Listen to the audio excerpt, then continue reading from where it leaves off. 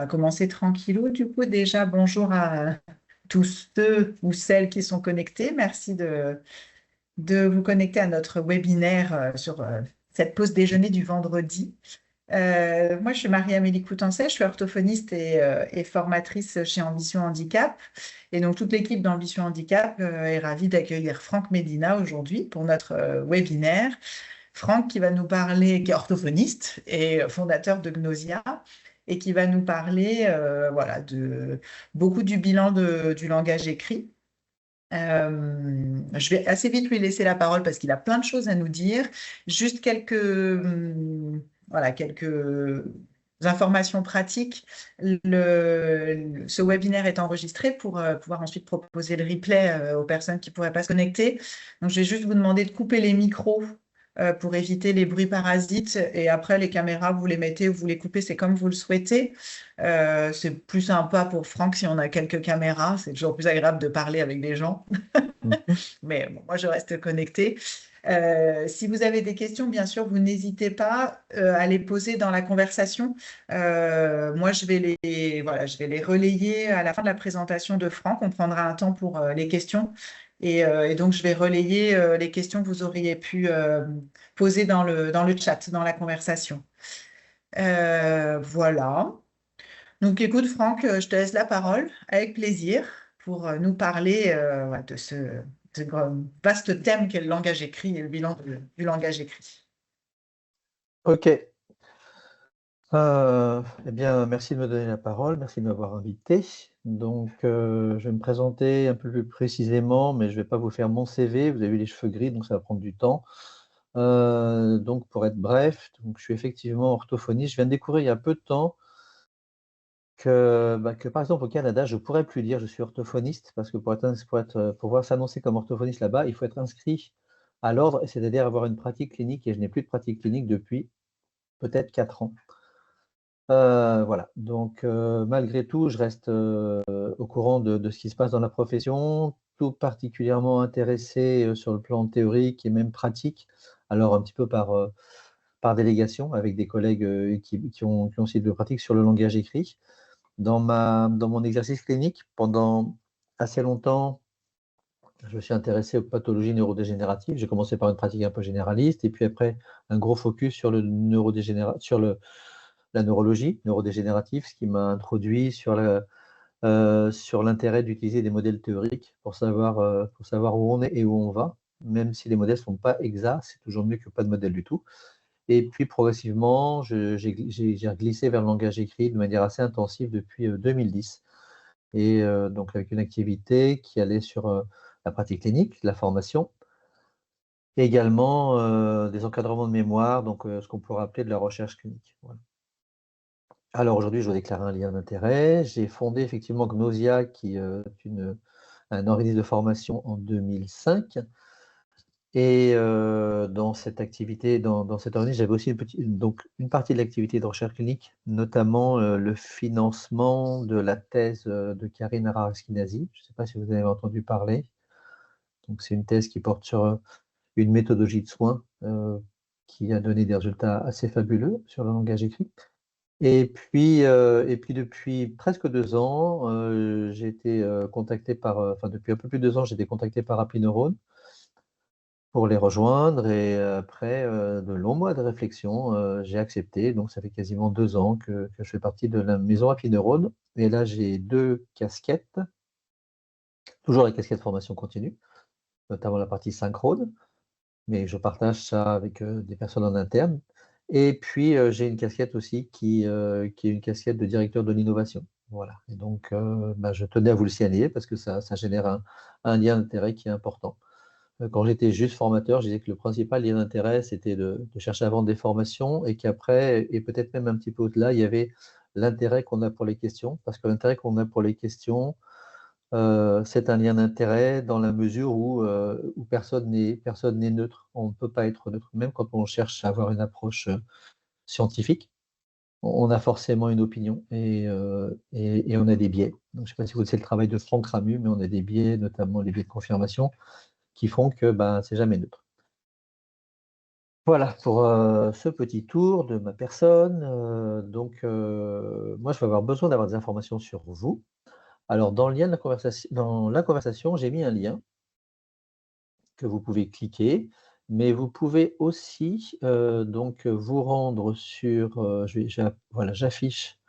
Utilisez votre téléphone portable, votre téléphone malin ou intelligent, pour scanner ce QR code. Et là, vous allez pouvoir rejoindre l'événement WooClap. Et une fois que vous avez rejoint l'événement WooClap, donc je vais passer directement, je vois qu'il y a déjà 3 personnes qui l'ont rejoint. Je vais attendre un petit peu plus, mais vous avez un double accès, hein, donc pas d alors enfin, ouais, je vais quand même attendre parce que là, j'ai vu qu'il y avait 11 personnes sur le webinaire, donc je vais attendre un petit peu. Tout le monde ou presque soit là. Je regarde combien de participants. 15 participants. Waouh! Il y a un métro qui est arrivé là. On est à 7.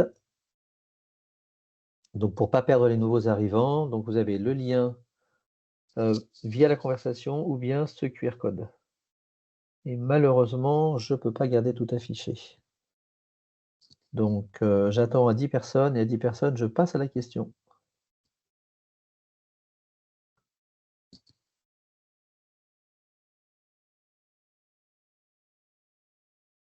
Voilà, toujours 7.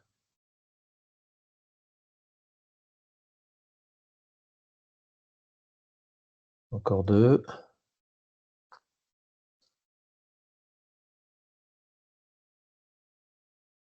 Est-ce que tout le monde a bien accès à la conversation jusqu'au lien? Parce que peut-être les gens qui sont arrivés après ont peut-être pas le lien. Ah, du coup, je vais remettre Ouais, le lien. peut-être remets-le maintenant pour les Ouais, personnes qui sont arrivées après. ok. Voilà. Ouais, super. Ok, Donc là, super. Donc, normalement, tout le monde devrait pouvoir le voir dans la conversation. Le lien WooClap. WooClap. WooClap. Allez, plus qu'une personne et on passe. Très bien. Alors, je commence par un petit sondage. Il n'y a que 2 questions, je vous rassure, hein, ça sera assez rapide. Donc, j'imagine que si vous participez à ce webinaire, si vous avez un intérêt pour le langage écrit, donc potentiellement, vous avez des patients avec des troubles du langage écrit. Et donc, il suffit de, voilà, vous cliquez et c'est anonyme, hein, bien sûr. Donc, voilà, c'est anonyme, c'est dynamique. Paf, allez, c'est parfait.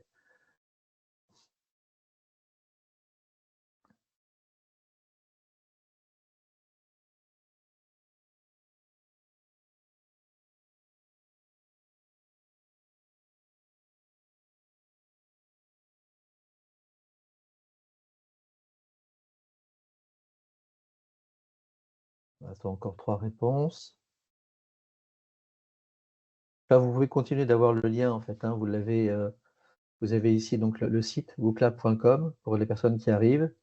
Donc avec votre téléphone, vous allez sur wooclap.com et vous tapez ce code et vous arriverez directement sur la question.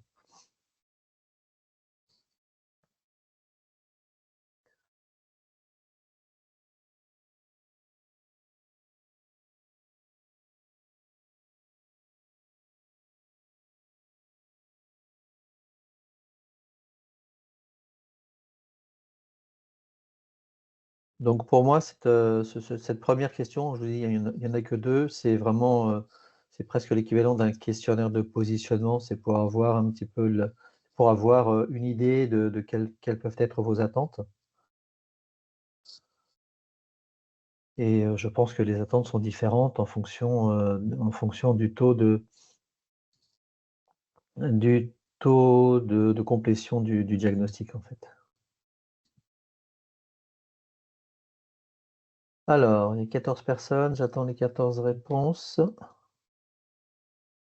Je me permets juste, quand vous répondez à la question, pensez bien à valider. Une fois que vous avez cliqué sur votre réponse, pensez bien à valider pour que ça envoie. Ah oui, Moi, j'ai mis quelques secondes à voir le bouton valider, c'est pour ça que je me permets. c'est vrai. Et moi, de mon côté, je ne le vois pas, donc j'ai complètement zappé cette information. Donc, on peut garder en tête l'idée qu'il y a y a donc une majorité de personnes qui posent le diagnostic entre 50 et 75%. Puis après, il y a quand même 25% des personnes qui le posent dans moins de 50% des cas. Voilà. Et on a 16% qui ont des taux supérieurs, dont 8 personnes. Enfin, ça correspond à une personne qui arrive à poser son diagnostic de manière vraiment très, très. De manière totale, quoi. Donc voilà, donc là, je ne sais pas si vous le voyez, mais j'ai fait une petite copie d'écran et je vais aborder tout de suite la deuxième question parce que le temps file. Alors voilà, donc un peu plus de questions sur cette fois-ci. Donc pour poser mon diagnostic, j'ai besoin, et je vous laisse choisir les réponses qui vous semblent appropriées à votre avis, à votre pratique. Est-ce que tout le monde a bien, tout le monde voit les questions? Marie-Amélie? Ouais, bah écoute, en tout cas, elle s'affiche bien sur l'écran, pour D'accord. moi en tout cas. Et pour vous, normalement, ça elle s'affiche sur votre téléphone, ça a changé. Et donc, pareil, n'oubliez pas de bien valider. Voilà.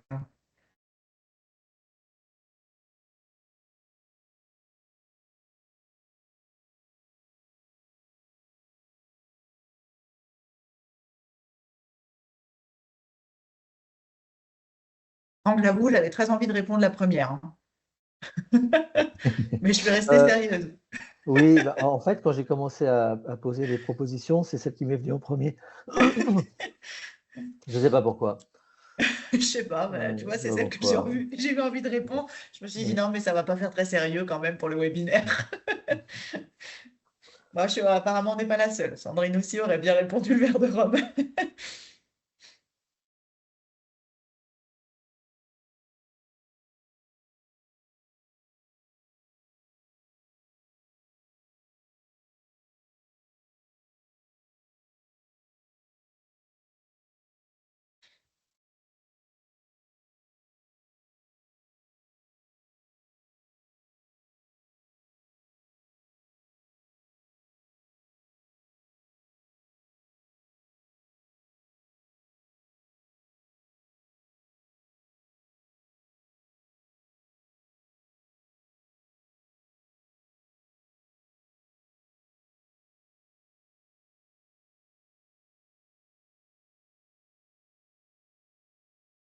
Alors, nous avons 12 réponses sur 14. Il y a peut-être 2 timides. Je ne sais pas si, qui était la personne qui gère le webinaire, Amélie? J'ai Mélanie? oublié le prénom. Mélanie. Je ne sais pas si Mélanie a répondu ou si elle répondra. Je suis Parce pas que sûre pour que le coup, Mélanie réponde. Mélanie est plus là pour la partie technique. donc on peut attendre, on peut avoir, Donc, on peut avoir 13 réponses. voilà, on est 15 en tout Allez. avec toi. 14, ouais. Donc tout le monde a répondu, c'est pas la peine que j'attende davantage. Je refais une copie d'écran. Hop, je vais mettre cette copie d'écran un peu plus dans mon diaporama. Elle apparaisse au bon moment. Hop, bah, c'est bien, super. On va pouvoir rentrer dans des choses sérieuses, même si c'était déjà sérieux un petit peu quand même. Hop, je dimensionne bien les choses, ça va aller. Et là, je vais pouvoir donc quitter ce partage d'écran. Alors, je retrouve ma souris. En fait, je jongle avec 2 écrans, là, c'est un petit peu. Voilà, j'arrête la présentation. Donc, nous voilà à présent sur la partie, sur la mosaïque et maintenant je vais partager avec l'autre fenêtre qui est le diaporama. Donc là, vous voyez mon diaporama en principe. C'est chouette, hein? Bah, c'est parti. Alors, moi j'aime bien les questions pourquoi en fait. J'aime beaucoup les questions. J'aime beaucoup les questions parce que c'est essentiel. Si on se pose pas de questions, ben, on n'a pas de réponse. Et si on pose de mauvaises questions, on a les mauvaises réponses. Donc on va commencer par la question. Et puisqu'on parle de questions, je ne sais pas si on vous l'a déjà dit quand vous assistez à des formations en synchrone ou en présentiel, c'est globalement dans une formation en orthophonie, il n'y a que 2 types de questions. Il y a les bonnes questions et il y a les questions qu'on n'a pas posées et qu'on va ramener chez soi et pour lesquelles on aura du mal à avoir les réponses. Donc, note à vous-même, si vous avez des questions, n'hésitez pas à les poser. Voilà. Je ne fais pas le coup de Pierre-Emmanuel Barré qui dit si vous avez des questions, posez-les à vos proches et si vous n'avez pas de proches, posez-vous des questions. Donc moi, c'est beaucoup plus sérieux, donc n'hésitez pas à poser des questions. Et on y répondra à la fin. Donc, la première des questions, c'est pourquoi? Pourquoi est-ce qu'il faut faire un diagnostic orthophonique? Bah, alors, on peut avoir une première réponse. Vous avez classé dans cet ordre-là exprès. Parce que le premier point, c'est quand même c'est une demande des parents. C'est-à-dire que quand on est, si on s'imagine en tant que patient, quand on va voir un médecin ou un kiné ou je ne sais quel autre spécialiste ou professionnel, on aime bien sortir de là en se disant mais qu'est-ce que j'ai? Qu'est-ce qui m'arrive? Et je pense qu'il faut être très très détendu par rapport à ça. C'est que moi, il peut m'arriver d'aller chez mon médecin. Bah, j'ai d'ailleurs, je suis en cours de diagnostic pour un truc. Là, je fais une anémie. Je vous raconte ma vie. J'ai une anémie. Bah, mon médecin, je suis sorti de là et il m'a dit, je sais pas. Mais il m'a quand même dit quelque chose. Et ce qu'il m'a dit, c'est, je sais pas, mais on va faire en sorte de savoir. Et donc, il m'a prescrit des examens. Donc ça, c'est déjà des éléments de réponse. Et ben, si jamais on ne sait pas, ben on va dire pourquoi on ne sait pas et qu'est-ce qui fait qu'on attend la réponse. Mais la plupart du temps, on a une indication et il peut arriver que cette indication elle soit changée, que mon médecin il me dise bon, bah, je pense que tu as telle affection, tu vas prendre tel traitement. On se tutoie, hein, enfin, c'est on se pratique. Tu vas prendre tel traitement et puis moi, au bout d'une semaine, ça ne marche pas, ben, je le rappelle et je ne vais pas l'agonir d'injure en fait. Hein, je sais qu'il est possible que ce ne soit pas, le bon diagnostic. Et dans ce cas-là, ben, il va me donner un autre traitement. Et quand j'ai cette réflexion-là, ça introduit une notion qu'on appelle la réponse à l'intervention. Et on sait que, par exemple, pour des enfants pour lesquels il y a des difficultés de diagnostic, par exemple autour du TDAH ou autour de certaines pathologies, il peut arriver que le médecin prescrive une médication et que le diagnostic soit posé a posteriori. Voilà. Mais sinon, quand même, pour les patients, il faut quand même savoir ce que le gamin a, c'est important. C'est important pour mieux comprendre les difficultés, c'est important que ça permet d'initier un dispositif qui s'appelle la décision partagée. Donc, s'il y en a parmi vous qui sont familières de l'EBP, en fait, l'Evidence-Based Practice, dans les pratiques basées sur les preuves, on n'a pas juste la prise en considération de la littérature, mais on a 4 piliers qui sont d'égale importance. C'est ce que dit la science, il y a l'expertise professionnelle, ce qu'il y a dans votre tête, comment vous avez développé votre expertise. Il y a un pilier qui est le pilier contexte, c'est qu'est-ce que j'ai le droit de faire en fait? Est-ce que je peux imaginer que je vais demander aux parents de venir tous les jours, un quart d'heure ou pas? Donc ça, c'est un contexte législatif ou culturel. Et puis j'ai un pilier qui est le pilier patient. Et ce pilier patient, bah, je le cite en dernier, mais c'est peut-être le premier, c'est quelle est l'attente du patient et comment est-ce que je vais pouvoir établir un partenariat avec lui de manière à pouvoir bah, augmenter mes probabilités de délivrer des soins qui soient efficaces. Je suis obligé de poser un diagnostic parce que ce diagnostic, il va permettre à minima un diagnostic médical quand il y a une incertitude sur le diagnostic, mais dans tous les cas, ou la plupart du temps, il va permettre la mise en place d'un parcours pour les enfants. Donc les enfants peuvent avoir droit à des dispositions qui aménagent leur scolarité, en lien ou pas avec la MDPH. Et ben, s'il n'y a pas de diagnostic posé, ben, il n'y a rien. Et ça, pour moi, Excuse-moi, oui. excuse-moi, Franck, je te coupe. Est-ce que tu as changé de diapo ou pas? Oui, je suis sur la Ah oui, deuxième parce que diapo. ça défile pas sur nous. Ça défile pas chez vous. Ah, Non, enfin moi en tout cas, j'ai que la première diapo. dommage, ça c'est fâcheux. Donc là, Là, on l'a plus. oui, et là vous l'avez. Vous avez une autre diapo. Oui, ah ça y est. Puis là, on est en mode diaporama. Donc ça devrait. Ouais, ça bouge, c'est bon. Ok, très bien. C'est parce que effectivement, j'avais partagé avant de passer en mode diaporama. Donc là, ça ouvre un débat qu'on va pas résoudre aujourd'hui. Il y a majoritairement deux attitudes aujourd'hui face aux demandes de bilan.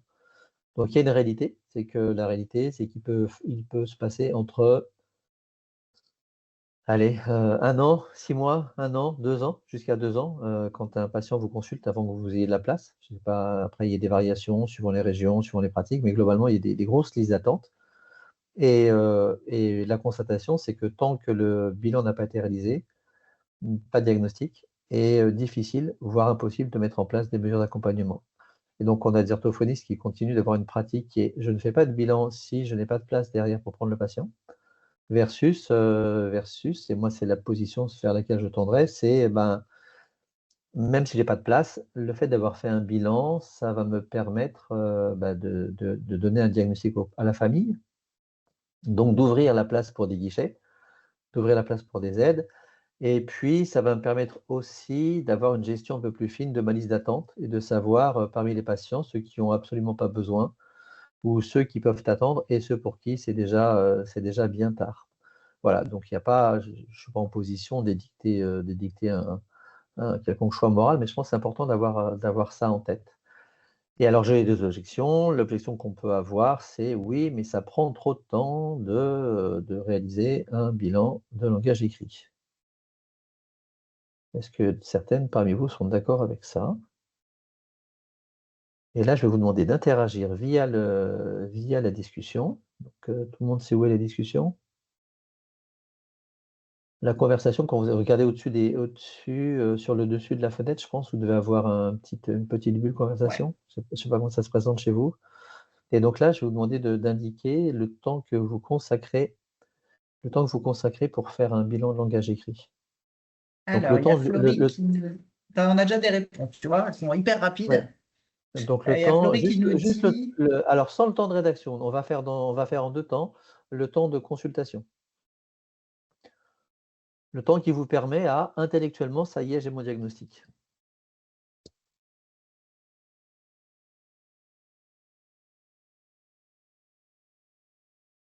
Ok.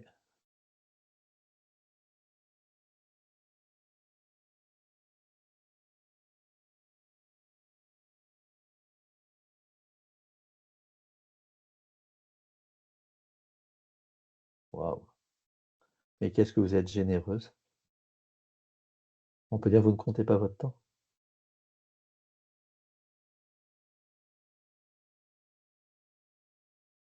Ok, donc les réponses, là, elles sont plutôt au-delà de 2h30, rien que le temps de passation des épreuves. Et ensuite, quel est le temps de rédaction?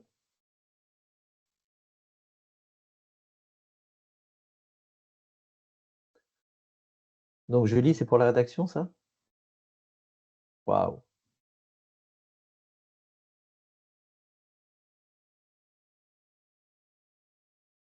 Ok. Ah, super. Très bien. Euh, bon, alors spoiler alert, comme on dit, je pense que je vais secouer vos représentations. Et peut-être plus que les secouer. Bertou, on est de tout cœur avec toi. Je vous tutoie, hein, si je vous invite à me tutoyer aussi, hein. Donc vraiment de tout cœur. Alors, OK, très bien. Et donc, oui, effectivement, si vous avez cette pratique-là, je comprends tout à fait que vous ne preniez pas de bilan si vous n'avez pas l'assurance de faire une prise en charge derrière, parce que, pour rappel, 84 € un bilan, c'est-à-dire que par rapport au prix des consultations, parce que j'ai fait les calculs, une consultation langage écrit, c'est une trentaine d'euros, donc ça veut dire qu'au-delà d'une heure et quart, vous perdez de l'argent en faisant un bilan. C'est un peu brutal, hein, comme façon de considérer les choses. C'est pas forcément la façon qu'on a de considérer quand on est orthophoniste. Il faut se rappeler qu'on a un SIRET et que quelque part on a une entreprise et que quelque part c'est un métier passion, mais c'est un métier dont il faut vivre aussi. Donc j'ai un peu d'espoir de vous faire gagner du temps dans les semaines qui viennent. À propos de temps, donc le temps de parole est assez court. Pour être tout à fait zen, donc j'ai un diaporama qui me permettrait de parler jusqu'à la fin de la journée. Et je vais peut-être pas faire tout ça, mais par contre, ce que je vais faire, c'est que je partagerai mon support. Donc, vous ne vous prenez pas la tête à prendre des notes, mais j'enverrai à Marie-Amélie une version du support qui ira sans doute un peu plus loin que ce que nous aurons vu ensemble. Alors, bon, eh ben, première chose, c'est que ben, on est des professionnels et on a des obligations, qui sont des obligations réglementaires, légales. Et là, c'est même du légal. Depuis le 2 mai 2002, nous avons l'obligation de poser un diagnostic. Donc, ça veut dire que là, sur le WooClap, il eût fallu que vous vous trouviassiez toutes sur les 2 barres du bas. Parce que bien sûr, il est admissible que dans certains cas, on ne soit pas en capacité de poser le diagnostic. Donc voilà, je suis désolé pour ça. Mais il faut l'avoir en tête. C'est-à-dire qu'au-delà de l'obligation morale vis-à-vis du patient, vous avez une obligation légale. Alors, pour faire ça, pour arriver à 100%, et ça, 100%, c'est faisable, il y a une phrase magique qui est que quand je ne sais pas, je fais une proposition de diagnostic et c'est sous réserve de. Et donc, ben, pour mon anémie, ben, mon médecin il me dit ben, tu vas faire tels examens et ça aboutira à tel et sous réserve des résultats aux examens, on pourra poser un diagnostic. Ben là, on aura la même chose. Donc, on va déjà, factuellement, c'est pas cosmétique. Factuellement, ça veut dire qu'on donne plus d'informations à nos patients. Après, on va voir ben, comment est-ce qu'on va réduire le plus possible les situations où on est sous réserve de pour pouvoir avoir un diagnostic un peu assuré. Alors, ce diagnostic assuré, il n'est pas immuable. Donc, le médecin, vous allez le voir parce que vous avez une toux chronique persistante. Il commence par imaginer, je ne sais pas, une inflammation des bronches ou je ne sais quoi. Il vous donne un traitement, ça ne marche pas. La fameuse réponse à l'intervention. À ce moment-là, il dit, bon, ça ne marche pas, on va faire des examens complémentaires. Les examens, il ne les fait pas forcément lui. Il vous envoie chez un radiologue et là, bingo, vous avez gagné, c'était un cancer. Et en fait, l'idée, c'est qu'on peut réviser le diagnostic. Et donc, vous êtes parti d'une bronchopathie à un cancer, ce qui n'est quand même pas très, très joyeux. Mais il faut avoir en tête que ce que fait le médecin, c'est il prend des indications cliniques, il fait des examens, ces examens cliniques, et en fonction de ça, il pose des hypothèses. Et il ne va pas d'abord chercher l'hypothèse la pire si elle ne saute pas aux yeux, en fait, ou à l'oreille en l'occurrence. Et il va commencer par les hypothèses les plus courantes et si ça résiste, donc on ne va pas se donner 3 mois de résistance à l'intervention, mais si ça résiste, à ce moment-là, on change de diagnostic. Ben, je pense qu'il faut avoir un petit peu la même logique et se débarrasser de cette pression qui fait que, oh, mon Dieu, si je dis qu'il a un trouble spécifique d'apprentissage en langage écrit, ou si je dis qu'il a une dyslexie, il aura cette étiquette toute la vie. Eh bien, la réponse est non. Et si je me suis trompé, je peux dire que je me suis trompé, ça ne veut pas de moi de quelqu'un d'indigne, puisque je ne suis pas un professionnel de la politique. Et parce que les professionnels de la politique, eux, ne se trompent jamais, mais je pense que c'est les seuls qu'on connaisse qui ne se trompent jamais. Et donc, je vais partir dans ce schéma-là. Et puis après, comme obligation légale, eh ben, je dois faire un compte-rendu de mon diagnostic. Et là, je dois donner un diagnostic, des objectifs. Le nombre et la nature des séances, bah, ça c'est fastoche en fait, ça veut dire 30 séances côté AMO 11. Et puis sur les objectifs de rééducation, les objectifs, ils n'ont pas, vous voyez, ce n'est pas un objectif détaillé, ce n'est pas un plan de soins, ce n'est pas un projet thérapeutique, c'est des objectifs de rééducation. Donc c'est quelque chose qui peut être assez simple. Alors ensuite arrive, mais comment je fais pour poser mon diagnostic? Quel cadre je vais utiliser? Et là, je vois qu'on a 4 personnes qui partent sur le DSM ou la CIM et puis 4 personnes qui sont sur les recommandations de bonne pratique. Et là, en fait, ça veut dire qu'il y a 8 personnes qui ont raison. C'est pas mal. Et puis les autres, c'est qu'elles n'ont pas encore raison, mais je pense que ça va bientôt venir. Donc je vais aller là-dessus. L'idée, c'est que le diagnostic, c'est une chose sérieuse, même en orthophonie, même si on n'engage pas le pronostic vital des patients. Et qu'on ne peut pas faire n'importe comment. Donc, je ne peux pas poser le diagnostic juste au regard de ce que j'ai entendu en formation continue ou en formation initiale. Et à fortiori en formation initiale, il y a plus de risques que ce soit des vieilles représentations plutôt que des représentations qui soient actualisées. Alors ensuite, en santé, on a 2 types de situations. On a des situations dans lesquelles il existe des recommandations de bonne pratique, auquel cas ben, les choses sont claires. Vous avez un texte de la HAS qui dit que pour le diagnostic du diabète, il faut avoir tels éléments cliniques et puis des éléments biologiques qui sont des résultats des prises de sang. Et à partir de là, on va pouvoir catégoriser même le type de diabète, si c'est type 1, type 2, type 3. En orthophonie, on n'a pas ce genre de choses-là. On n'a pas de critères émis par l'HAS qui nous soit opposable. La notion de critère opposable ou de recommandation opposable, ça veut dire qu'on est tenu par la loi de respecter les choses. Et là, on arrive du coup à 3 types de cadres diagnostiques, à 3 intitulés. Aucun des 3 n'est opposable. Donc, vous observerez que là, je n'ai pas mis les recommandations, mais je pense qu'elles sont dans la diapo d'après. Mais j'ai mis par contre la CIM 11 et le DSM5. Alors moi, j'ai une préférence pour celle-là, dans la mesure où c'est des cadres diagnostiques qui sont établis par des groupes importants professionnels et des groupes qui sont pluriprofessionnels et qui viennent de différents pays. Donc on va voir qu'il y a des petites différences, des nuances entre la CIM 11 qui a été mise par l'OMS et le DSM5, donc par l'Association des psychiatres américains, mais en fait ça va un peu plus loin. Le DSM, il est limité aux pathologies qui sont des pathologies cognitives ou psychologiques, en fait je ne sais plus exactement quel est le terme, en fait des pathologies qui ne sont pas des pathologies physiques, alors que la CIM, elle va décrire toutes les pathologies possibles. La CIM, elle est utilisée absolument dans les établissements hospitaliers, elle permet d'avoir un codage exact. Et ça, le fait d'avoir un consensus international, ça va faciliter des études de cohorte, ça va faciliter des études sur l'incidence et ça va faciliter le travail des chercheurs. Donc c'est important. Donc on a ça. Donc en France, on n'a pas de critères spécifiques, on n'a pas de critères qui seraient liés à des choses qui sont émises par la puissance publique, comme chez les Belges. Ce qui est amusant d'ailleurs chez les Belges, c'est que vous avez des critères qui sont variables en fonction du type de pathologie. Alors, je ne sais plus comment c'est, mais de mémoire, je sais que pour les troubles du langage, ils vont s'intéresser à des résultats des tests qui sont à 3 écarts types et d'autres où ça sera un seul écart type, en fait. Et ça change complètement la donne. C'est-à-dire que si vous décrétez qu'un patient est pathologique à 3 écarts types, potentiellement, vous avez 1 ou 2% de la population, alors que si vous êtes à un écart type, c'est à 17% ou 20% si la courbe est gaussienne. Donc voilà, donc nous on n'a pas ça, et en termes de spécificité nationale, on a donc les recommandations de bonne pratique. Donc je vous ai dit, elles ne sont pas opposables. Ce qui veut dire qu'on pourrait très très bien les utiliser comme critères de diagnostic.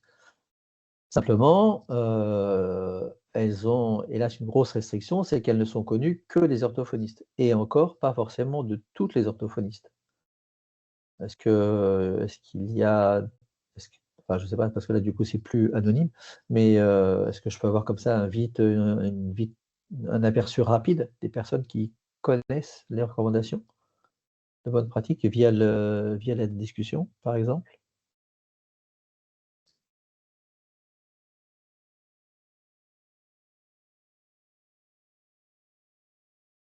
Oui, 3 réponses. D'accord, pas clairement. Donc vous savez ça existe, mais peut-être que vous ne les maîtrisez pas en détail. Voilà. Alors moi, je les connais assez bien. En fait, j'étais au départ, je faisais partie des experts, on était 4, comme les mousquetaires, pour produire ces recommandations. Et puis, j'ai pris des licences par rapport au groupe, pour des raisons qui tenaient essentiellement à des contraintes.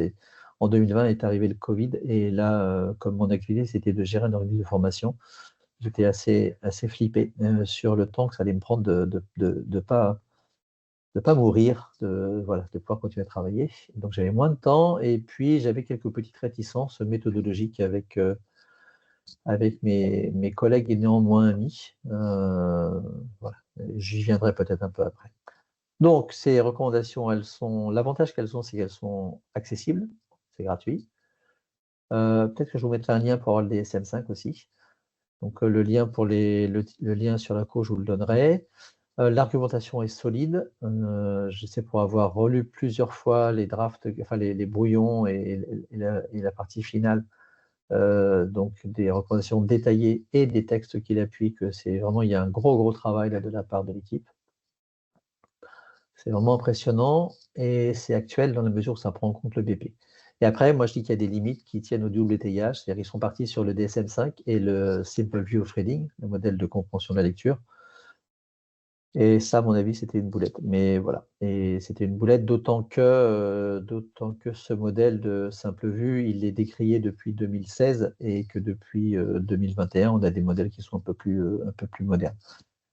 C'est pas grave, ça a été fait comme ça donne une vocation clinique, mais ça induit un petit peu de complexité parce que ça permet de faire arriver des terminologies qu'on n'avait pas ailleurs.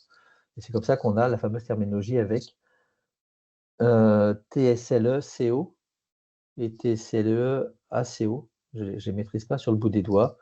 Et là, pour le coup, on est les seuls en France, les seuls au monde à utiliser ça. On se retrouve dans la situation qui était celle du langage oral où on parlait de dysphasie et on était les seuls pays au monde à parler de dysphasie. Et c'est pas neutre, en fait. C'est pas neutre. Alors, ça, c'est bon. Ça, c'est pas la peine que je m'étende là-dessus. J'en ai déjà un petit peu parlé avant. On va arriver sur les solutions. Et donc sur les solutions, en fait, sur la partie du haut, bah, ça, j'en ai parlé. Je ne reviens pas dessus. Par contre, sur la partie du bas, c'est, bah, vous avez annoncé des délais qui était de 10h30, de 2h30 en moyenne, 2h30, 3h, avec un taux de rédaction qui pouvait dépasser, je vais me remettre sur la conversation, tant que je retrouve ma souris, j'avais des temps de réaction de 4 heures, 2 heures, bon, c'était un peu long. En fait, il est tout à fait possible d'imaginer 1h à 1h15 avec l'anamnèse et 10 minutes, 10 minutes en faisant à la mano. Et puis après, je cite un outil qui s'appelle Évidence Orthophonie. Je vous en parlerai peut-être après si on a le temps. Marie-Mélie, tu me dis, hein, il faut que j'arrête Les questions, c'est à 13h15? Ouais, ce serait bien. Ce serait bien. Donc, je vais essayer de respecter ça. Alors, comment est-ce qu'on passe de 2h30 de passation à 1h, 1h15? Eh bien, c'est simple. Alors déjà, l'intérêt de le faire, hein, voilà, ça c'est... Ben, comment on passe? On passe de 2h30 à 1h15 si on scinde. Alors, j'ai vu qu'il y avait une réponse tout à l'heure d'une personne qui disait 2 fois 1h15. Et ben, en fait, en scindant les actes, on arrive à quelque chose qui devient plus abordable. Et là, on va considérer un temps médico-légal. Ce temps médico-légal, c'est je dois répondre à 2 obligations, poser un diagnostic, fournir un CRBO. Point barre. Et puis après, j'ai un temps fonctionnel, c'est en tant qu'orthophoniste, j'ai besoin de faire des épreuves de bilan pour savoir quels vont être mes axes de rééducation. Donc ça, et ça, je vais le passer, ça je dis, mais en fait, quelque part, c'est la préparation à la rééducation. Et ça, je vais le faire après. Et je le fais après, je le fais sur le temps des séances. Donc il y a un avantage, on va dire, stratégique, économique, et puis aussi un autre avantage, c'est que quand j'ai face à moi un enfant depuis 1 heure, globalement, et même peut-être depuis une demi-heure, ce que je vais mesurer de plus en plus, c'est son état de fatigue, son état d'épuisement ou d'agacement ou les pertes d'attention. Et plus j'avance dans la durée du bilan, plus je vais rajouter mon propre état de fatigue. C'est-à-dire que, je ne sais pas quand vous faites un bilan de 2h30 dans quel état vous êtes à la fin du bilan, mais peut-être pas, c'est peut-être pas très, très joyeux. Et ben voilà, donc là, si je fais mon bilan de manière scindée, je préserve ma santé et celle de mon patient et j'ai des mesures qui sont plus proches des compétences de l'enfant que de sa fatigue. Donc en faisant comme ça, et ben là, ici, faire 1 heure pour le temps médico-légal, donc le CRBO, 1h15, un quart d'heure de rédaction, ben ça devient complètement plausible. Ça devient plausible aussi parce que là, j'ai moins d'épreuves. Et moi, je fais l'hypothèse que quand vous mettez 2 heures à rédiger un compte-rendu ou même 1 heure, c'est parce que vous avez de la difficulté à faire des liens entre les résultats que vous avez obtenus. Est-ce que mon hypothèse vous paraît à peu près juste, carrément fausse ou plausible? Alors oui, c'est à peu près juste. Voilà. Moi, je pense qu'on en est là, effectivement, qu'il y a ça qui fait. Et je ne pense pas que vous mettiez 2 heures ou 4 heures parce que vous avez l'espoir d'obtenir le Goncourt du plus beau compte-rendu de bilan orthophonique de l'année. Oui. C'est ça. Donc, on va faire de la méthodologie, parce que la méthodologie, c'est un truc hyper pratique, et malheureusement, ça n'a pas été enseigné. Alors, déjà, on va choisir un référentiel. Donc, on a deux possibilités de référentiel, la CIM ou le DSM. Donc, la CIM, ici, on a la CIM 11. La CIM 11 est très intéressante, mais la CIM 11, elle va avoir un inconvénient. Alors, je ne sais pas où je l'ai noté. Donc, elle donne, voilà, elle donne les terminologies, elle dit tout ça, elle raconte ce qu'on va obtenir. Je ne vais pas traîner trop là-dessus. Mais la CIM, elle a une particularité, c'est qu'elle vous demande de comparer les performances de l'enfant avec des performances d'enfants qui ont le même niveau qui ont le même, voilà, c'est ici. Ah, zut. Donc là, ici, si vous voyez, là, les performances de l'individu, dans là où les compétences concernées sont bien en dessous de ce qui serait attendu pour l'âge chronologique et le niveau de fonctionnement intellectuel. Donc ça veut dire qu'il faut, si on se place dans l'idée de j'utilise la CIM, je dois faire un QI. C'est pas facile de faire un QI. Ça coûte des sous, il n'y a pas beaucoup de professionnels qui le font, et c'est long. Donc, dans la mesure où le DSM me permet de ne pas avoir cette limite-là, je vais utiliser le DSM. Sur le plan épidémiologique, c'est un poil différent, parce que, en fait, en utilisant le DSM, je vais voir finalement plus de cas plausibles que si j'utilise la CIM. Donc, on a le début. Après, tout est pareil, en fait. Ça, c'est le seul point de différence. Il faut des difficultés significatives dans l'acquisition dans les acquisitions des compétences scolaires. Et il faut que ça se et ça peut se manifester à différents moments de la scolarité, et on n'a pas un trouble du développement intellectuel, une déficience sensorielle, un trouble neurologique moteur. Ça, c'est les conditions d'exclusion qu'on va retrouver dans le DSM. Donc, on est ISO, comme on dit dans le monde de la tech. Alors, maintenant, je fais un petit peu de focus arrière. Donc, on va avoir une particularité, et c'est pour ça que j'ai posé la question tout à l'heure de savoir si vous faites un bilan du langage oral absolument tout le temps quand vous faites une évaluation du langage écrit. Voilà, parce que c'était une pratique qui avait cours et qui continue d'avoir cours, je pense. Et pour pouvoir comprendre ça, donc je vous ai fait ce schéma. Les troubles spécifiques d'apprentissage. Alors, je parle de troubles spécifiques d'apprentissage parce que j'ai choisi le DSM. Si je choisis la CIM, je vais parler de troubles spécifiques du langage écrit. Donc, c'est là où on voit qu'il y a déjà un petit couac sur les recommandations. C'est-à-dire que dans l'intention, ils annoncent s'appuyer sur le DSM, mais dans les terminologies, ils prennent des terminologies qui sont des terminologies de la CIM. Donc, bon, c'est pas très propre. Donc moi, je vais rester sur donc les TSAP, les TSAP, et pas TSA. Donc les TSAP. Les TSAP, c'est la lecture, l'expression écrite, hein, il manque l'orthographe, autant pour moi, et le calcul. Donc on a un bloc langage écrit. Alors non, remarquez, en fait, ce qui manque, c'est la compréhension. On a un bloc langage écrit avec la lecture. Donc lecture, c'est deux pôles. C'est un pôle qui va ensemble, qui est vitesse-précision, et un pôle qui est compréhension de la lecture. Et puis après, on a l'expression écrite, donc le récit ou l'orthographe. Et puis après, on a un autre TSAP qui est le déficit du calcul ou la cognition mathématique. Et dans les troubles du neurodéveloppement, on va avoir tout cela. Troubles du neurodéveloppement, ça veut dire que ce sont des troubles qui ne sont pas mieux expliqués par des causes biomédicales, biomédico-sociales. Donc, ça veut dire que le trouble n'est pas consécutif, par exemple, à un traumatisme crânien qui aurait entraîné une perte de connaissance et puis une altération neurologique. Ça veut dire que ce n'est pas forcément lié à un syndrome. Ça veut dire que on a ce genre de conditions d'exclusion.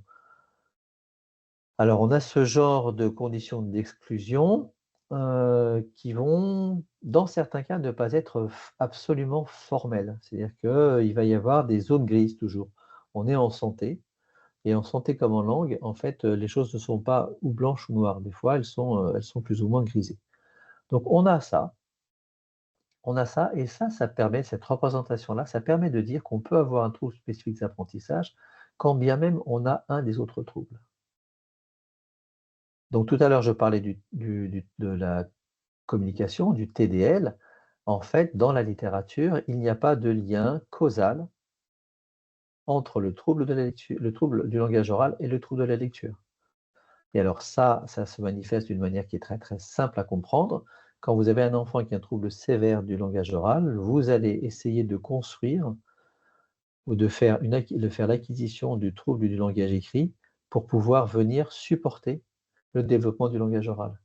Si on est dans une situation causale, on ne pourrait pas imaginer ça. Et puis les faits sont un peu têtus, et quand on prend les statistiques, quand on fait des études de cohorte, on se rend compte que tous les enfants avec un TDL n'ont pas nécessairement un trouble spécifique d'apprentissage en langage écrit. On a une augmentation du risque, donc c'est un facteur de risque, mais ça n'est pas un facteur causal. Quand on est sur le trouble du développement intellectuel, eh ben, en fait, tout va dépendre de la sévérité du trouble et de ce qu'on va chercher à mesurer en trouble d'apprentissage. Donc, avec un développement intellectuel qui est une atteinte légère, on va dire, ben, on va pouvoir maîtriser le code. Donc, on aura fluidité, précision qui peuvent être correctes, mais une atteinte qui viendra se poser sur la compréhension, par exemple. Et encore, ça va dépendre des situations. Le trouble de la coordination, il va avoir assez peu d'impact sur les TSAP, sauf au niveau de la transcription. Et là, on a deux situations qui sont quand même tout à fait différentes. On a l'attention hyperactivité. Et là, le trouble de l'attention hyperactivité, ben, en fait, il va venir. Tout va dépendre de est-ce que c'est causal ou pas. Enfin, on va devoir décider de est-ce que c'est causal ou pas. Et là, c'est la chronologie qui parle. La chronologie et l'ampleur de l'atteinte. On va avoir un raisonnement logique qui dit que si le déficit de l'attention advient avant l'entrée dans les apprentissages et que il cible et que tous les apprentissages sont atteints, à ce moment-là, on a une bonne présomption que le trouble des apprentissages est causé par le trouble de l'attention.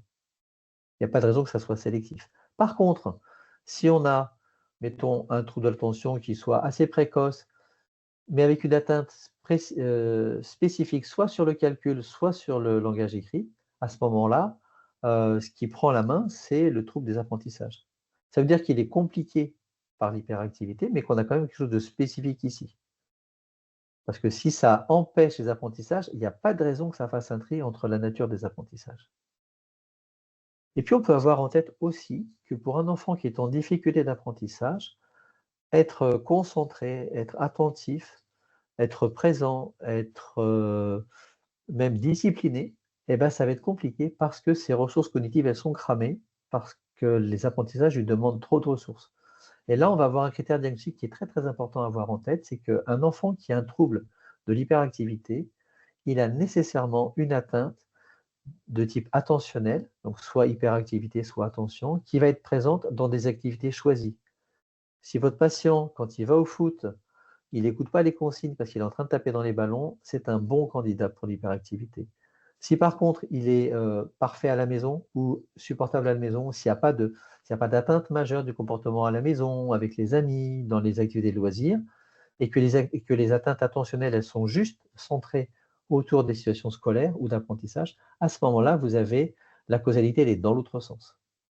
OK? Et puis sur l'autisme, bah, tout va dépendre de la sévérité de l'autisme, du moment où il a été découvert et tout ça, si c'est autisme de haut niveau ou de bas niveau. C'est quand même assez rare que l'autisme n'impacte pas les apprentissages, mais là je parle sous le contrôle de Marie-Amélie qui connaît beaucoup mieux ce sujet que moi. Donc voilà, on en est là et je vois qu'il est déjà l'heure. Bon, alors du coup, ce que je vais faire, c'est que je vais faire enfin, pour moi, c'est important de commencer par ça. Je vous fais un rapide survol du diaporama et donc vous aurez là les rappels des critères. Vous aurez donc des critères sur la plainte, tout ça, comment ça fonctionne, avec le détail. Là, c'est l'incitation qui est la mienne de vous inviter à être sélectif. C'est-à-dire que ce n'est pas la peine de chercher le plus possible d'informations. Par exemple, demandez, mais quel était l'âge, à quel âge il a dit les premiers mots? Eh ben, à quel âge est-ce que l'enfant a dit ses premiers mots? Ça a peu d'importance. Savoir si l'enfant a 2 ans, il avait que 3 mots, finalement, je m'en moque. Je me moque pourquoi? Parce que ben, donc il appartient, c'est un parleur tardif, parce que 75% des parleurs tardifs vont devenir des parleurs normaux. Et que parmi ces parleurs, et ceux qui resteront parleurs tardifs, une faible proportion aura une altération suffisante pour pouvoir avoir une gêne dans les apprentissages. Par contre, de poser la question de savoir est-ce que l'enfant était intelligible à l'entrée à la maternelle, ça va être plus porteur de sens. Et on va avoir comme ça tout un tas d'informations qu'on pose, de questions qu'on pose, et toujours avoir en tête, c'est qu'est-ce que j'ai dans la littérature qui me donne des éléments comme quoi cette information, elle va être en lien direct avec les apprentissages. Et donc, au lieu de passer au filet, on va passer à la mouche. Donc, on va choisir son appât en fonction du type de truite ou de poisson qu'on veut pêcher. Et ça va valoir pour l'anamnèse et aussi pour les épreuves qu'on va faire passer. Et ce n'est pas la peine de multiplier les passations d'épreuves, il faut cibler les épreuves. Et en faisant ça, j'utilise des épreuves dont je sais interpréter les résultats. Et là, ça veut dire que je vais être plus efficace au moment de rédiger mon compte rendu. Et juste pour conclure, sachez que pour poser le diagnostic, vous avez besoin de, alors ça vous l'aurez après, pour poser le diagnostic, on arrivera ici, voilà, vous avez besoin d'une plainte, vous avez besoin d'identifier des facteurs de risque ou de protection, vous avez besoin d'identifier des critères d'exclusion, donc s'il a un syndrome à la con, effectivement, ça ne marchera pas. Et après, vous allez objectiver. Et pour objectiver, vous allez pouvoir objectiver avec 3 ou 4 épreuves. Une lecture de texte idéalement, voire de mots pour les enfants plus jeunes, une épreuve de compréhension de phrases ou de texte, et une épreuve d'orthographe. Et avec ça, vous objectivez. Et là, avec ces éléments-là, vous avez votre diagnostic en 1 heure et quart. Voilà, je vais m'arrêter pour vous laisser le temps de poser des questions.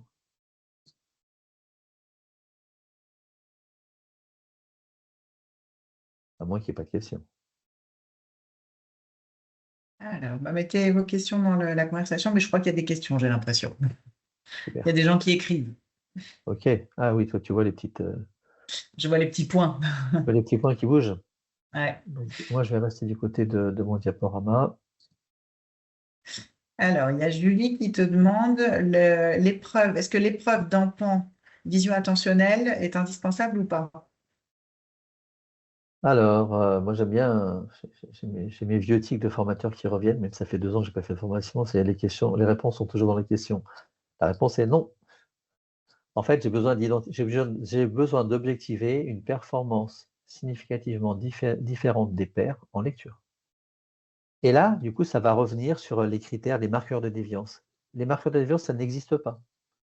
Ça n'existe pas. En fait, les enfants normaux ont les mêmes difficultés que les enfants pathologiques. Ce qui va compter, c'est l'ampleur des difficultés. Et on peut avoir un trouble de la lecture sans avoir de trouble de la phonologie. C'est à peu près 1/3 des enfants, ou un quart suivant les études, des enfants avec des troubles du langage écrit n'ont pas d'atteinte phonologique. Ils ont une atteinte qui est graphophonologique. Ils ont une atteinte pour mémoriser les correspondances graphophonologiques. Mais faire des manipulations sur les phonèmes, ce n'est pas nécessairement présent. Donc, exit les marqueurs de déviance. Et quand on est sur l'épreuve d'emploi visio-attentionnel, on arrive là, c'est là où vous avez les recommandations qui sont intéressantes, vous arrivez là sur les compétences sous-jacentes. Ça va être explicatif des difficultés de l'enfant. Mais ce n'est pas contributif au diagnostic. Et bien justement, oui, Ouais. la clé, là, c'est comment est-ce que le projet peut être précis si je n'ai pas pu explorer les difficultés sous-jacentes. Et alors là, vous avez une... Donc, j'imagine que vous êtes toutes en lien avec l'assurance maladie, vous êtes conventionnées. Et c'est là où il y a une rupture du lien conventionnel qui a été opérée depuis plus de 20 ans par l'assurance maladie et qui ne vous donne pas les moyens de travailler comme il faudrait. Donc, on va s'en tenir à la dimension légale des choses, c'est que légalement, je dois poser mon diagnostic et donner des pistes thérapeutiques. Ben, clairement, si le patient il a un trouble de l'affluence en lecture, je vais pouvoir dire, je vais réaliser des entraînements qui porteront sur l'affluence en lecture. Et si moi j'ai une hypothèse, à ce moment-là, je peux la rajouter. Et je vais dire, je vais entraîner l'affluence en lecture, mais avant d'entraîner l'affluence en lecture, je vais commencer par investiguer les compétences visuo-attentionnelles qui pourraient être explicatives de cette fluence en lecture, ou bien la DRA par exemple, ou bien autre chose. Et donc, je vais donner un cadre, je vais donner vraiment les grandes lignes de mon projet thérapeutique. Et ça, vous êtes capable de le faire en analysant les 3 épreuves. Elle te répond. Attends, il y a 3 petits points. Oui.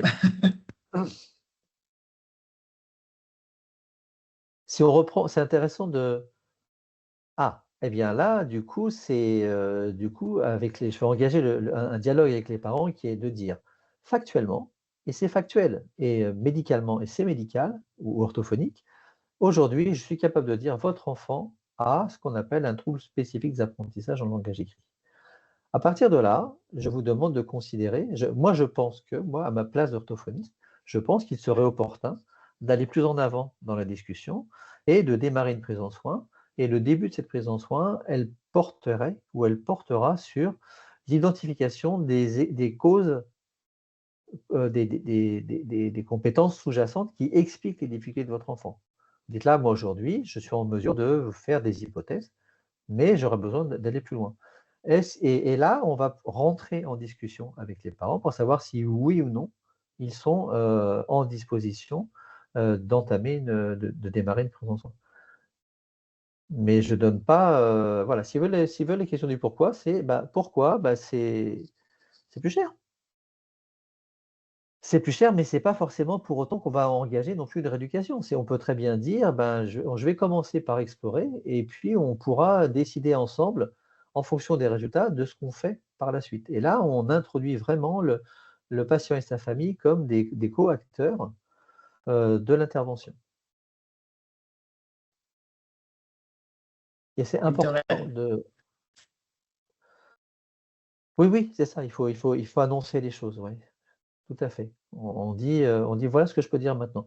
Je vous renvoie, hein, la consultation du médecin. Vous avez déjà eu un médecin qui vous dit: «Je pense que c'est ça, mais je vais quand même vous envoyer faire des examens». Bah, je pense que c'est ça, mais je pense qu'il faudrait faire d'autres examens. «Et oui, mais pourquoi vous ne faites pas tout maintenant?» Je dis: «Bah, tout simplement parce que maintenant, ça veut dire qu'il aurait fallu que vous consacriez 2 heures et demie et que là, dès à présent, je commence à mes mesures sont moins précises parce que votre enfant est fatigué et qu'en faisant sur un temps différé, moi, d'ici au prochain rendez-vous, j'aurai le temps de penser à être le plus chirurgical possible, à être le plus précis possible. Au revoir, Florie.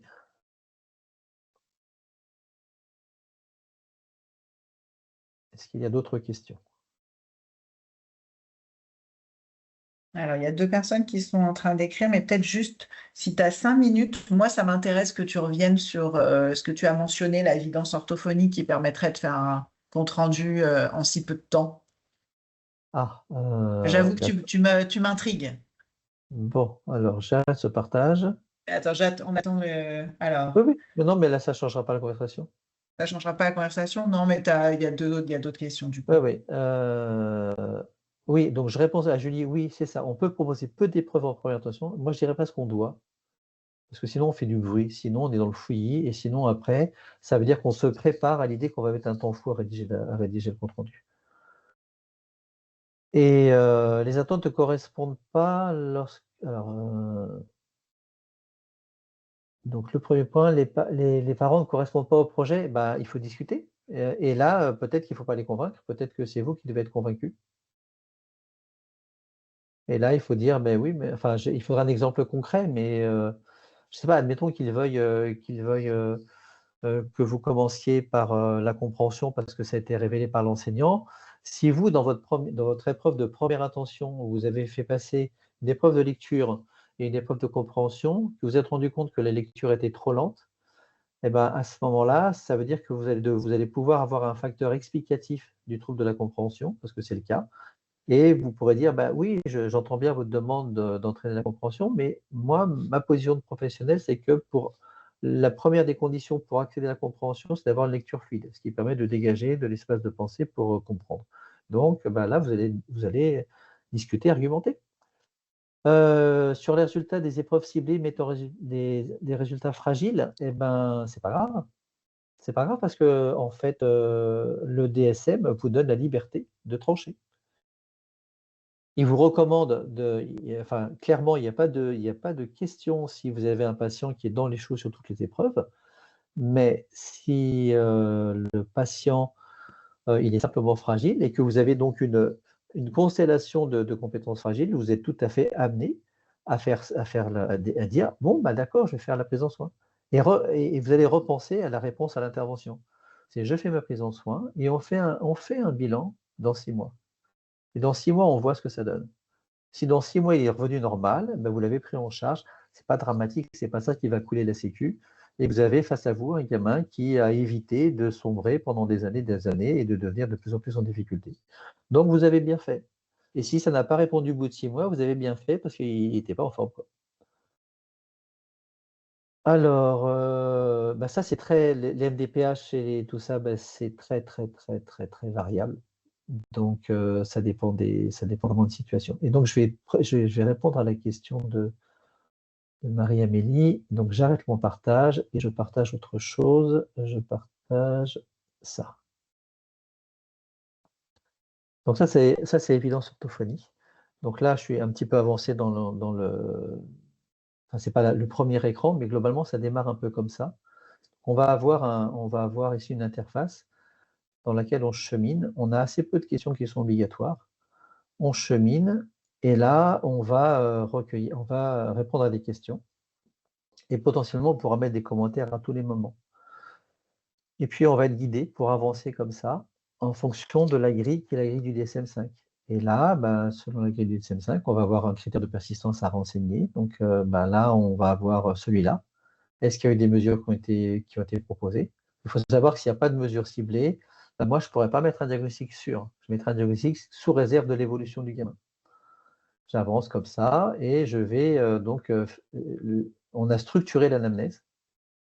L'anamnèse est structurée et oui, par exemple, vous avez une circulaire du cordon, ok, mais votre enfant, là, en fait, est-ce qu'il bat des ailes? Est-ce qu'il marche sur la pointe des pieds? Est-ce qu'il y a des troubles de l'équilibre? Est-ce qu'il y a des conséquences neurologiques?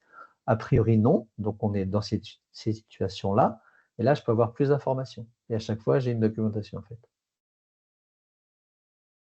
Ok, donc je vais avancer comme ça, avec un questionnaire d'anamnèse qui est réduit. Qui est réduit parce qu'on cherche juste les facteurs qui sont des facteurs qui sont contributifs au diagnostic. Hop, voilà, là, à chaque fois, j'ai une explication. Donc ça, c'est l'interface, hein, je ne vous le fais pas trop en détail, mais à chaque fois, vous avez ça qui vous permet d'avancer. Et là, j'avance.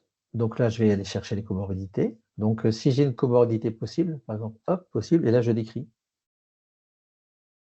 Et ça va être pris en compte après. Vous voyez qu'il n'y a jamais non. L'idée, c'est qu'on veut faire gagner du temps aux orthophonistes, donc il n'y a jamais de non. S'il n'y a pas, je ne mets pas. Et ça, sur le plan de l'idéologie, c'est même important pour nous. Ça veut dire que c'est pas quand vous envoyez un compte rendu à un médecin, il faut avoir en tête qu'un médecin reçoit une quarantaine de courriers par jour. Et donc, ce n'est pas la peine, il faut aller à l'essentiel, en fait. Et après, si plus tard vous voulez raconter des choses, ben, vous les raconterez, hein, mais dans un premier temps, ce n'est pas la peine d'aller trop loin. Donc, on avance comme ça. On prend des informations. Donc, naissance post-terme, hop. Et là, on va avoir les facteurs de risque qui vont apparaître. La motricité fine, bah, une bonne motricité fine, bah, c'est plutôt un facteur de protection. Donc on va laisser là. Là, on a repris. Le haut potentiel. Ah, mais le haut potentiel, c'est un facteur de protection. D'ailleurs, historiquement, c'est comme ça que ça a été. Le QI, c'est une mesure des capacités de l'enfant à bien suivre l'école plus tard. Donc voilà, c'est un bon QI, c'est pas un handicap. C'est plutôt une chance. On va pouvoir noter des observations, on va pouvoir, pardon, ça je l'ai fait. Après, on va objectiver. Et l'objectivation, on va la faire. Ici, on reprend la grille. On met assez peu d'informations. Ça, c'est en train de changer, hein. Donc, on donne des informations. Ici, si je veux, je peux mettre le score. Alors, nous, on a toujours l'habitude de mettre les scores dans les comptes rendus bilan, mais sachez que ce n'est pas une obligation. Si vous reprenez le texte de la nomenclature, le rédactionnel du bilan, ce n'est pas du tout obligé. Donc, je vais là-dessus. Là, comme j'avais, vous voyez, sur l'image, sur l'étape d'avant, j'ai noté le nombre de mots lus et le nombre de mots correctement lus. Donc, à partir de ça, donc c'est un algorithme, hein, c'est pas de l'IA qui fait ça, c'est de l'intelligence orthophonique. Il y a dans cet outil, c'est 2 ans, 2 ans de travail avec Aurélie Pélaton, enfin, un petit peu moins avec Aurélie Pélaton, mais pour moi, plus de 2 ans de travail. plus d'un an et demi avec Aurélie Pélaton et on va dire presque un an avec des orthophonistes qui sont venus participer à des présentations et nous interroger et nous inonder de questions auxquelles on était toujours content de répondre. Donc là, le score, je suis pas obligé de le mettre. Si je veux le mettre, je le mets. Donc là, j'ai mis ici que j'avais 120, 102. 120, 102, donc ça veut dire que j'ai une précision de lecture qui est à 85%. À partir du moment où la précision de lecture descend, nous, ce qu'on fait, c'est qu'on ouvre cette fenêtre d'analyse des erreurs. Parce que s'il n'y a pas beaucoup d'erreurs, ce n'est pas la peine de commencer à typer les erreurs. Sur 2 erreurs, ça n'a pas de sens. Et là, je vais typer les erreurs. Allez, mettons que je mette qu'il fait des néologismes, ok, et qu'il y a des inversions. Et puis là, je mets des exemples si je veux en mettre, ok. Là, j'ai les...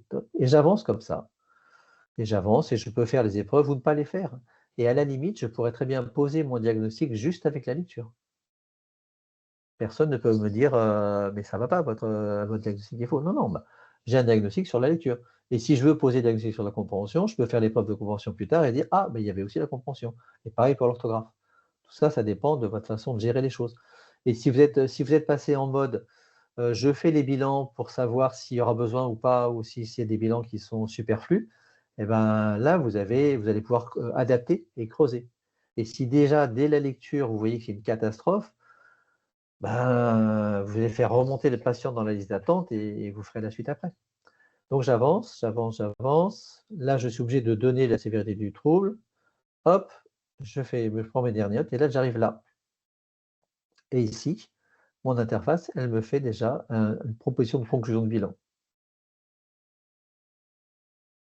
Donc, sous réserve de l'évolution constatée après 6 mois de mesure cible, vous vous rappelez que en fait, le patient, il n'avait pas eu de mesure d'adaptation, et sous réserve de ce qu'on va observer après, c'est-à-dire des examens, des conditions à examiner. Et ça, c'est dans le compte-rendu. Mais là, j'ai déjà un premier point. Je remplis là quelques éléments qui sont obligatoires dans le compte-rendu. Je télécharge, paf, j'arrête le partage. Là, je vais essayer d'ouvrir mon document. Donc, il faut que j'aille. Excusez-moi, c'est avec les 2 écrans là, du coup, je dois jongler un petit peu. Je vais dans mes téléchargements. J'ouvre le document. Voilà, c'est de l'audio description là. Et là, je vais revenir sur ma fenêtre avec Teams. Elle est où? Je l'ai perdue. C'est pas là, c'est pas là. C'est pas là. C'est là. Je me remets sur ma réunion Teams et je partage, fenêtre, voilà. Et donc en un clic, j'ai produit ça. Je reprends, tous les éléments sont reprends. Alors c'est pas de la littérature, hein. L'enfant il s'appelait Écrit, c'est pour ça qu'ici on voit Écrit en fait, hein. La plainte était mise par Écrit. Écrit c'est le prénom de l'enfant. C'est le choix que j'avais fait. Donc il s'appelle Écrit Évidence. Ça, il n'y a que les informations qui sont obligatoires par la convention. Donc, je vais vous l'élargir. Voilà.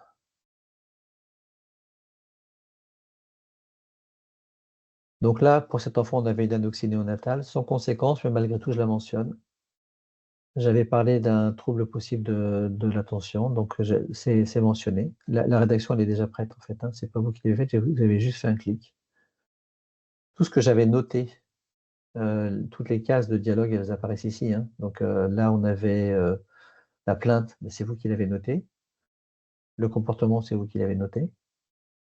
Là, je dis le test que j'ai utilisé, donc autre test, c'est Evaléo, parce qu'en fait,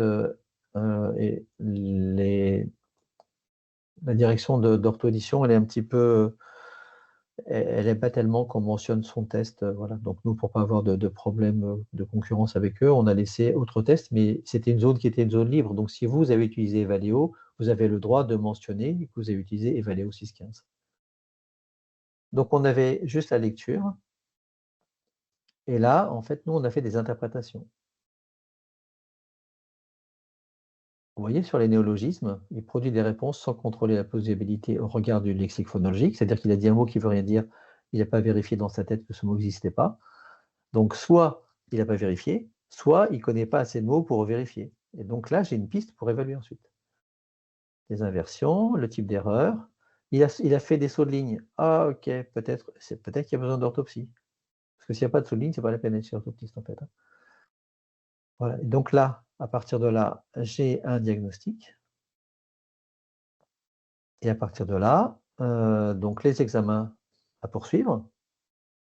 Donc on avait l'histoire de l'anoxie. Et comme c'est du texte, en fait, je peux dire non, non, mais là, le médecin, franchement, il ne se passe rien, ça, je le vire, quoi. Je vire ou je change, voilà.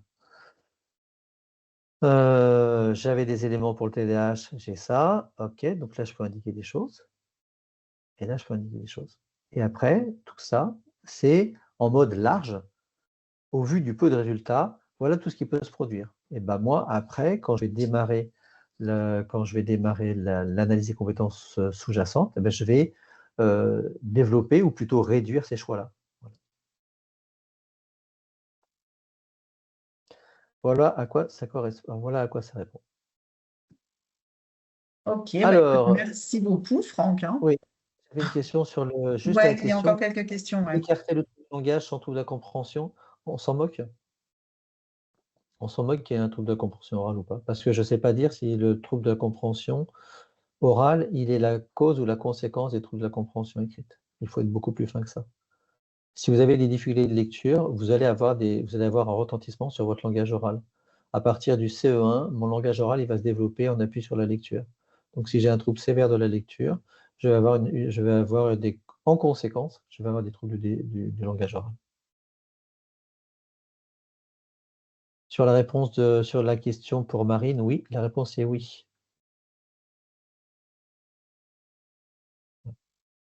Ok, bah, écoutez, désolé je suis trop bavard, mais le sujet était très vaste.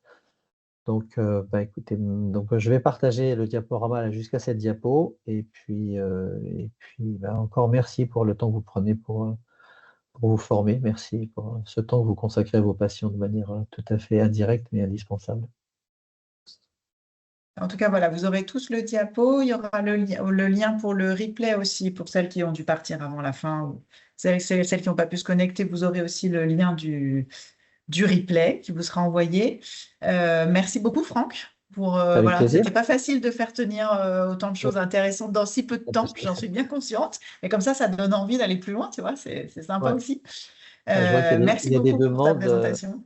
Ouais, je viendrai, enfin, si un il y a des webinaire sur demandes, les pistes de rééducation. oui, Ça te dirait? mais grave, Bon, eh ben, grave. écoute, on note ça, Julie. Ok, très bien. Donc voilà, en tout cas, merci beaucoup pour votre attention, pour vous être connecté sur l'heure du déjeuner, d'avoir pris ce temps-là, comme dit Franck, pour vos patients. Et puis, bah, n'hésitez pas justement si vous êtes intéressé par d'autres webinaires ou d'autres actualités. Mais ma collègue Mélanie vous a mis un peu plus haut, je crois, dans le chat, voilà, tous les liens Voilà. nécessaires si ça vous intéresse. Et puis, bah, écoute, À bon appétit bientôt. pour celles qui n'ont pas encore mangé. À très bientôt. Bon Bon week-end. appétit, bon courage avant le week-end. Merci, au Voilà. revoir. Merci beaucoup à vous tous.